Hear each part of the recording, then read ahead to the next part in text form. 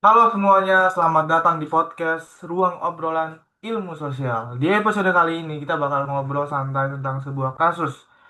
Sebuah negara kecil tapi menarik banget yaitu Republik Nauru.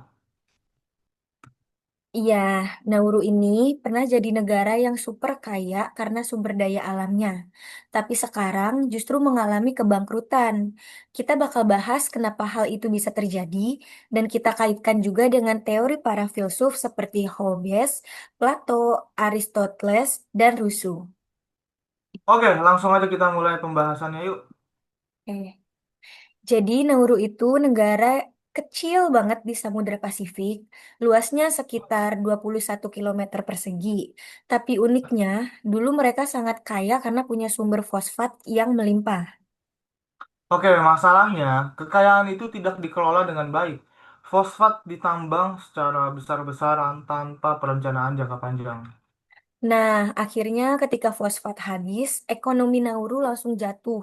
Bahkan kondisi lingkungan mereka juga rusak parah karena eksploitasi tambang.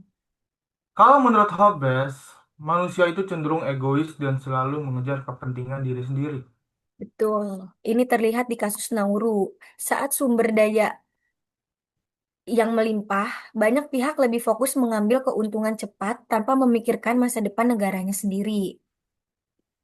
Dan karena kontrol negara kurang kuat, perilaku itu tidak bisa dikendalikan dengan baik. Akhirnya, terjadi ketidakseimbangan dan kerusakan sistem ekonomi. Kalau menurut Plato, tujuan negara itu keadilan. Tapi di Nauru tersendiri, pengelolaan kekayaan tidak memberikan keadilan jangka panjang untuk rakyatnya.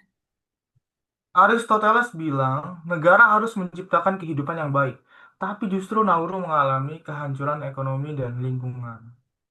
Nah, Hobbes menekankan stabilitas negara. Tapi setelah sumber daya habis, Nauru justru mengalami ketidakstabilan.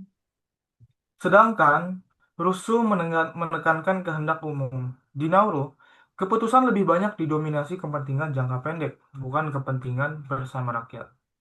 Kalau menurut aku ya, untuk negara kecil seperti Nauru, tujuan utamanya harus berkelanjutan sih. Sepakat, mereka harus mengelola sumber daya dengan bijak, bukan hanya mengejar kekayaan cepat.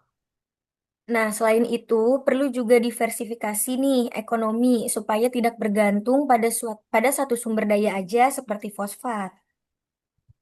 Dan yang paling penting, memperkuat sistem pendidikan dan tata kelola negara supaya lebih siap menghadapi masa depan.